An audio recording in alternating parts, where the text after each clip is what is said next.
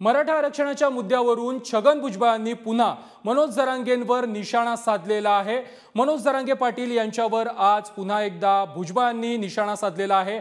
त्याच वेळेला ओबीसीची टक्केवारी ही केंद्राने जाहीर करावी अशा प्रकारची मागणी देखील केलेली आहे। भुजबळ नेमकं काय म्हणालेत पाहूयात। यांच्या सूचना म्हणा, मागण्या म्हणा, या दिवसेंदिवस एक एक वाढतच जातात। अगोदर त्यांनी सांगितलं की मराठवाड्यातील जे आहे निजामशाही मध्ये अडकलेले आमचे जे बांधव आहेत ते तपासा। मग म्हणाले मराठवाड्यातील सर्व मराठा समाजाला द्या। मग म्हणाले की महाराष्ट्रातील सर्व मराठा समाजाला द्या। दलित आणि आदिवासी यांचं सुद्धा रिझर्वेशन आहे। मग तिथे काय कुठला क्रायटेरिया लावायचा, या सगळ्या गोष्टी जे आहेत निर्माण होत आहेत। मराठा समाजाच्या बाबतीमध्ये ते जरंगे म्हणाले काहीतरी 6 कोटी आहेत मराठा समाज, असं काहीतरी त्या दिवशी मी ऐकलं। काय कमी जास्त 6 कोटी आहेत।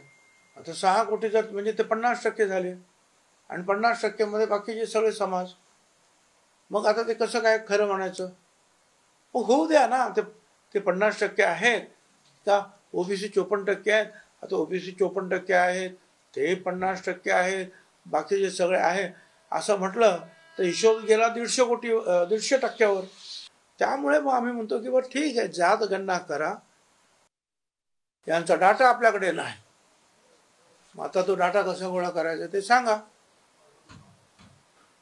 नाही तर आहे आम्ही सांगतो ते मान्य करा। पण प्रत्येक वेळेला समित्या सांगणार की डाटा नाही, भारत सरकार सांगणार की डाटा नाही, कोर्ट सांगणार की डाटा द्या, आणि प्रत्येक ठिकाणी जे आहे अडवणूक होते आहे काही सवलती देण्याच्या बाबतीमध्ये। मग करायचं काय?